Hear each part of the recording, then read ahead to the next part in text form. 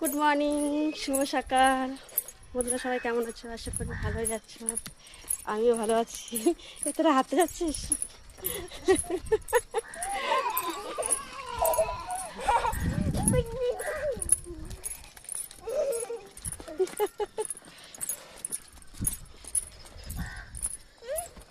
উঠবি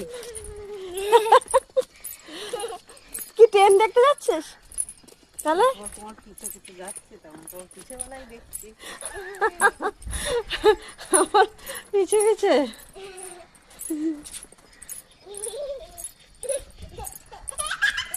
বাবা বাবা, হাসি দেখা ওদের।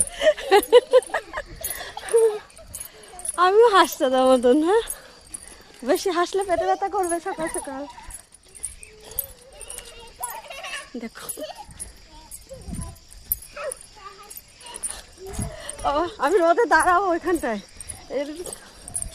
স্টেশনের কাছে এসে দাঁড়াই ঘরে।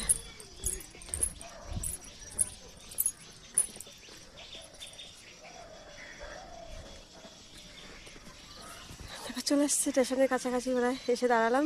বেশ, তোমাদের একটা কথা বলছি। তারপর একটা ভাই বা দাদা, যাই হোক জানি না, বয়সে বড় হবে কিনা তুমি জানি না, বুঝতেও পারছি না। হয়তো একটু বয়সে বড়ই হবে বা ছোটও হতে পারে। ছোট হলে ভাইয়ের মতন, বড় হলে দাদার মতন, তাই তো।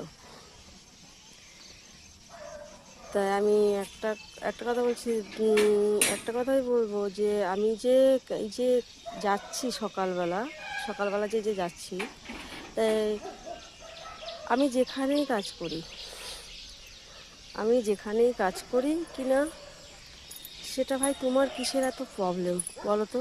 আমি সিটি গোল্ডের দোকানে কাজ করছি, ওখানে যাচ্ছি, তোমার এত মাথা ব্যথা কেন বলবে ভাই একটু? আর আমি ওখানে কাজ করছি, তোমাকে কে আমি বলেছি যে আমাকে কাজ খুঁজে দাও? বলিনি তো যে আমাকে কাজ দেখে দাও বা খুঁজে দাও। আমি কাজ চেয়েছি তোমাদের কাছে, কারোর কাছে? আমি তো একটা কাজ করছি। তো তোমার এত মাথা ব্যথা কিসের যে আমি ওখানে কেন কাজে যাচ্ছি, আবার ট্রেনে করে যাচ্ছি? তোমার ওখানে কাজে গেলে কি তুমি কি আমাকে পালকি পাঠাতে, পালকিতে করে নিয়ে যেতে?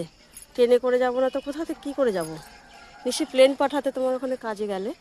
আর আর একটা কথা বলছি, সবার উদ্দেশ্য বলছি না, যে আমায় বলেছে সে হচ্ছে তাকে বলছি। আমি আমি সিটি গোল্ডের দোকানে কাজে যাচ্ছি, তার খুব মাথা ব্যথা, ওখানে কেন কাজে যাচ্ছি, আমি ওখানেই কেন কাজে যাচ্ছি। তা তোমায় কৈফিয়ত দেবো না আমি ওখানে কেন কাজে যাচ্ছি, কী কারণে যাচ্ছি। আর